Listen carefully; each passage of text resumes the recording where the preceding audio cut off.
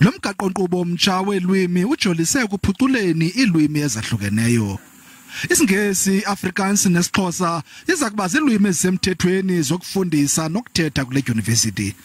We want to be a university where we attract students and where students understand that multilingualism is part of what we think you should be honed or experience at this university, also in terms of your graduateness. Icandelo ngalinye okanye ifaculty nganye kulindeleke ukuba ithi thaca izicwangciso zayo neziza kuphononongwa rhoqo ngonyaka. Ulwimi lwesiXhosa luza kuxhaswa khona ukuze nalo lukhule.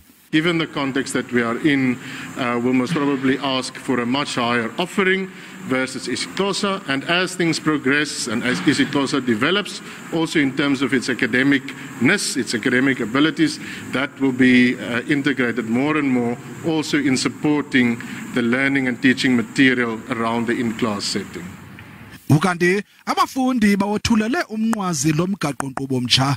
Ledyunivesiti ithi umba weelwimi ezahlukeneyo inxalenye yeli lizwe yaye inethemba lokuba elinyathelo layo liza kuvuselela ingxoxo-mpikiswano ngomgaqo-nkqubo weelwimi kumaziko emfundo ephakamileyo kweli.